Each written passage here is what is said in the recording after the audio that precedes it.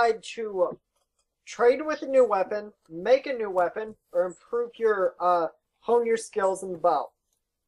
I would make a new weapon. I would make a new bow. I mean, Why? Because that's a beautiful thing. that's not what I mean. Are you going to make a brand new weapon, train a new one that already exists, or are you going Like, entirely invent a new weapon. Yes. Invent a new form of conveying death. Yes, I don't mind. I just want a nice bow. Okay, so all I want is a that's bow. this is talking about you're back at the mansion, you leveled up to 3. 3 is when you get new non-weapon weapon proficiencies and non-weapon. Do you want to take those weapon proficiencies and put them into your bow training? Do you want to train with a new weapon, or do you want to make up a weapon and start learning how to use it? I would improve with the bow. Okay, that's all I need to know. I'm going to go grab what you, David. Oh well, I guess that's acceptable. When's the next proficiency? Is there another one after this? Level 6, and then 8 and then 7 for our rogue. Mm-hmm. Okay.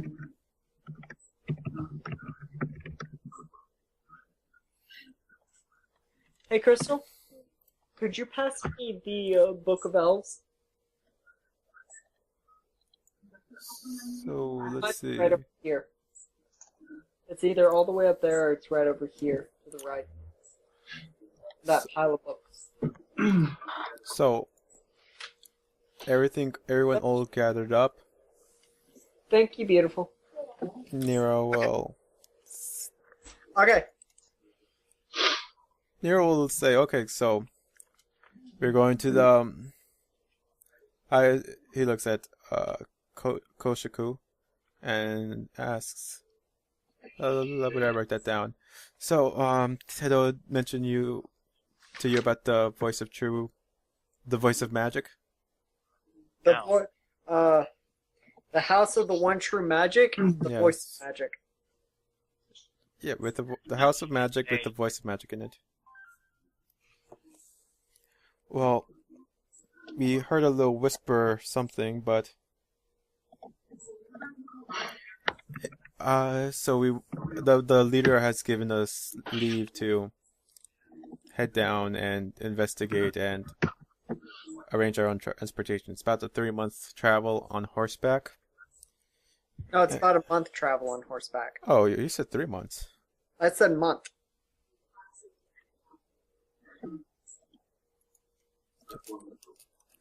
Alright.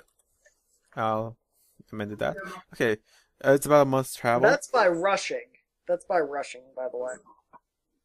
Well, We're not rushing. Nero's not going to take his time with this one. So, yeah, it's about a month travel if we make good time. So, the leader suggested we go to town and talk to caravans, see if there's a caravan heading that way. Well, if you don't want to waste time, although I think we should take it easy. I mean, it's a time to relax and get out on our own and not have to worry about the fast breathing down our neck for some mission he wants us to do. I mean, I think we should take it easy, and the caravan is definitely not a way to get there fast. We'll just see how. I'm down with the caravan, though. Yeah, we'll just have to see how fast the caravan we can get to bring us down there will be. So, good news, we get to head back to town for another day before heading out. That's always good news, right? Sure. Alright. Anyone have any plans, anything to do in town? Not really. Alright. Tito, I'm going to be borrowing you for a performance or two. Okay. It's Teto, but... Shouldn't We're not. you, I have a question. So shouldn't you also bring what else? Annette with you? I mean, she can be a good acrobat. No, acrobat everyone's coming. That's why you guys are all here. What? But I cannot do anything. What do you mean you can't do anything? You're coming here or I'm going to drag you by the ear. Okay. Pedro's talking about performance. Yes. Oh, performance? No. You, Pedro, we'll find a bar for you, don't worry. Okay. He just lifting an eyebrow and being like, the fuck is this bitch saying? Also, before I'm gonna go talk to the barkeep, get you some drinks, and I'm gonna hold on to your stuff so you don't lose them again. Sounds good, Petty? Whatever. Okay, sounds screwy. And then we're gonna find some drunks, have you wrestle with them, make good money. Okay. Without further ado, we head to town. Sounds good, Axel? Yep. Okay. And I will situate Pedro in a bar, give a gold to the barkeep, tell him don't let him get in any trouble, and give him drinks. We'll be back soon. Annette, meet you back in the tavern. One final thing, Teto. Cool. Yes. He also, the leader, before you guys gather up to leave, he tells you that he has a special bow for you that won't break when hit. But he gives it to you before you leave. Has a special what? Bow that won't break when hit, and he gives it to her before he leaves. After she goes through the archery training she did during the week. Okay. Okay, and Annette, it's your job to Yep. find the caravan. Try and find something fast, alright? Something fast. Okay. Something fast. Something fast, and I not use this. Whoa, More people. really background noise. Hey, Hey. Joe. Yeah, the background Hey. noise has been going on for too long. What exactly is this noise, anyways? I don't know. Oh. Probably TV or something. Seal. Okay. Yes. Teto. You have a number of choices for special shots that you can do now. Alright. You can either choose between the charge shot, the double arrow shot, the foot shot, the hanging tree shot, the quick draw shot, the sapling shot, or the trick shot. All right, what were those, and what do they do? Okay, I'm going to start from the top. All right. The broken charge shot. One of the most effective weapons of a mounted enemy is the ability to charge. One of the most effective ways to rid foes of this advantage is to take out their mounts from beneath them. Although this isn't a method normally employed, because the mount usually isn't a threat, they will use this tactic if things are looking grim on the field of battle. How often are we gonna fight mountain enemies? I can't It's a give you that question. information. The double arrow shot. Another Yeah, but trick now that I is- brought it up, if he doesn't take it, then you're gonna throw a bunch of mounted enemies at us. I already have these enemies planned for the most part. What they're going to be anyways.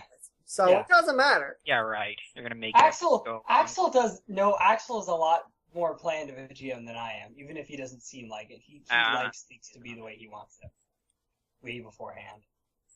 That's Decent. true. Ideas of what he's got in mind. I like it. Okay. Anyways, another a trick that is impressive is the double arrow shot. By adding a +1 penalty to initiative and taking a -1 to attack rolls and damage, the archer may fire 2 arrows from the bow with 1 pull of the string.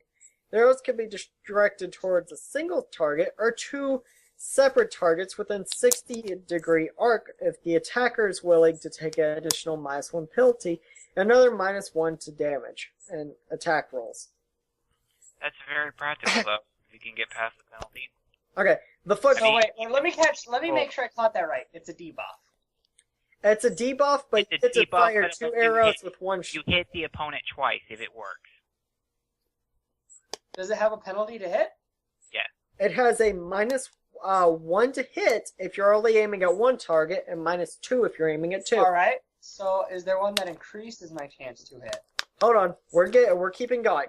Alright. Some situations, an archer may find one of her arms unable to grip the string or shaft of a bow. Perhaps the other hand is holding onto something to keep the elf from falling, or perhaps the arm has been injured.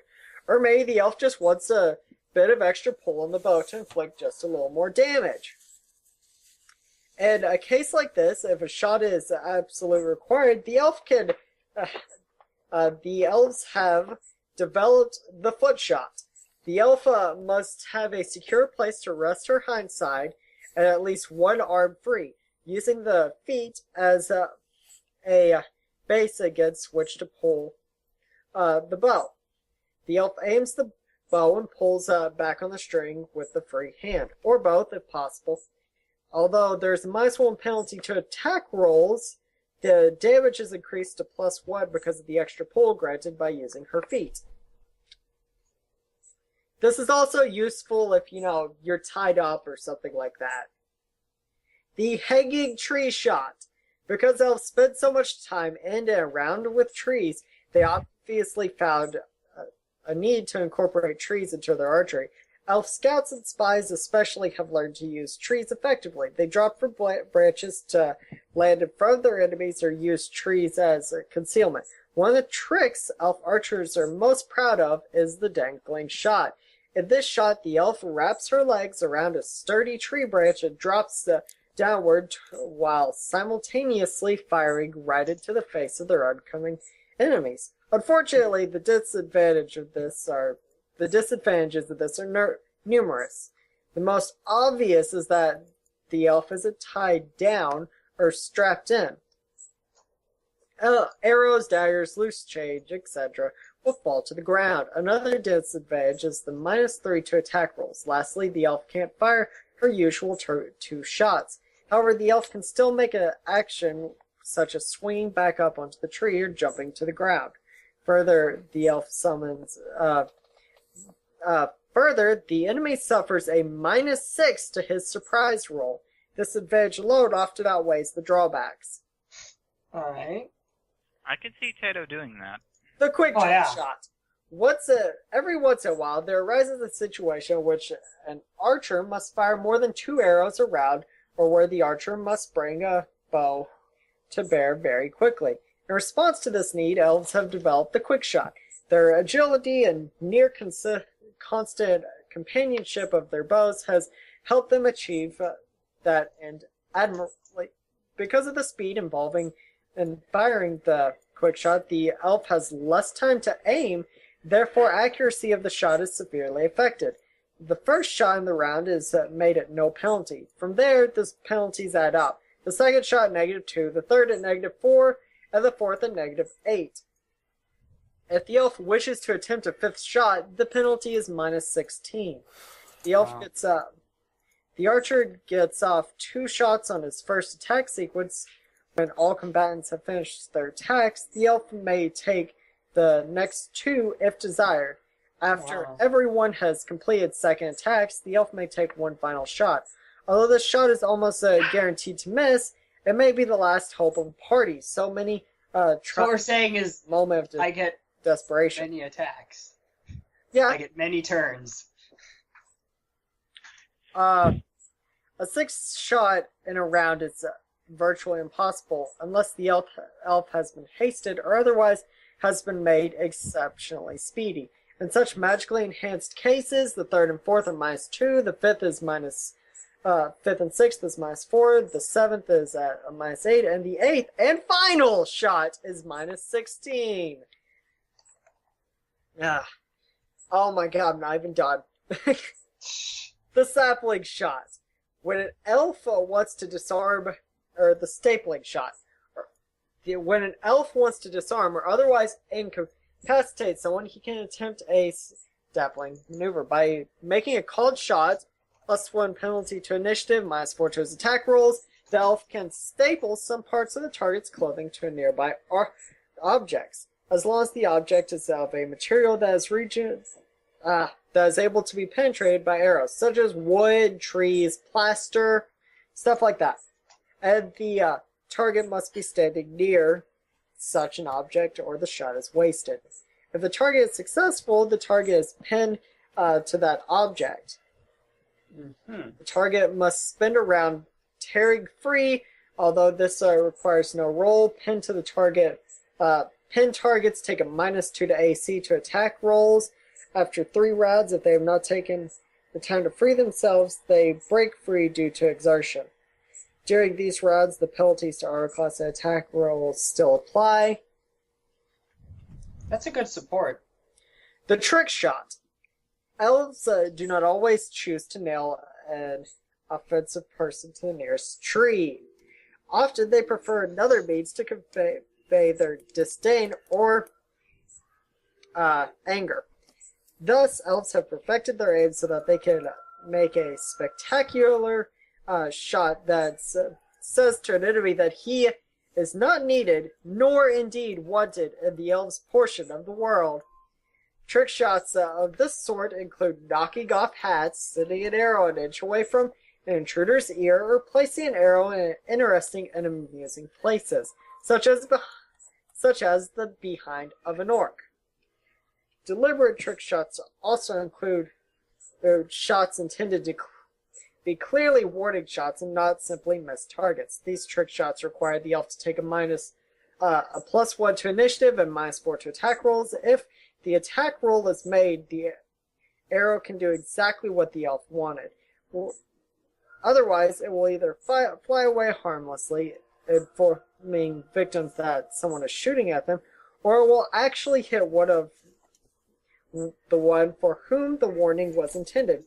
If so, the arrow inflicts 1d3 points of damage. If the targets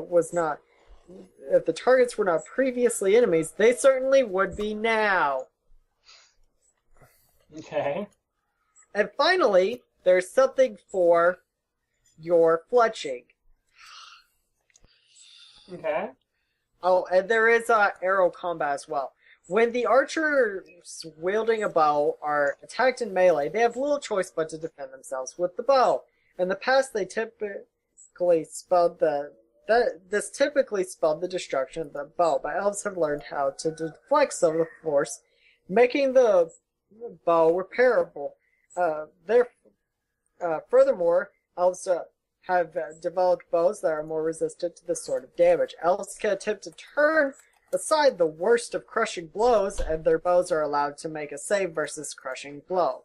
As thick wood, +1 piercing weapons are easily deflected as long as the elf succeeds the parry, and they cause no damage to the bow. However, a parry against a slashing weapon is a sure way to destroy that doesn't interest me at all. The debuff, I don't remember the name of it. The debuff and the sapling shot are the two I'm looking at. Hold on. I think the debuff was the multi-shot. Yeah, the Legolas. Also, Legolas. if you have to resort to using your bow as a club, No. it causes I'll run away 1d6 first. -1 damage, and 1d4 gets large. If used this way, the bow must make a save. Finally, I run away before the people get close enough to hit. okay, so Can we continue the game? Yeah, which one have you taken? Which one do you decide? either the Legolas shot, which was the double shot, or the sapling shot. The stapling shot over the trick shot? I mean, they're both good utility, but it's whichever one you want to do. I personally like trick shot more, but Yeah, that's just me. yeah. That's just my personal opinion on the trick. Even Legolas odd stapling. Okay, so Even you're taking Legolas, which one do you want to take? the double shot, the Legolas, the Okay. debuff.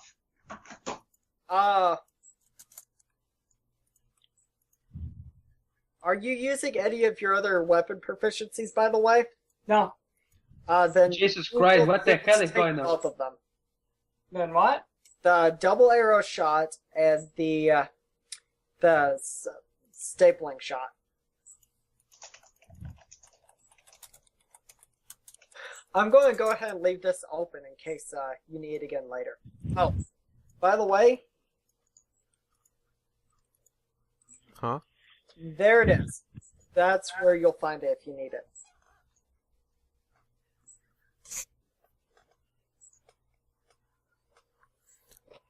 There are also different combat maneuvers for punches, kicks, swords, shields, daggers, stuff like that. Don't. If it doesn't move through the air, I don't want it. No, I'm not talking at you. I'm talking Oh, at okay. else. That Okay. they have options like this too. They just come out of different books. Not Yeah. this book. I gotta go to the bathroom real quick. Alright, I guess we'll take a little break here then.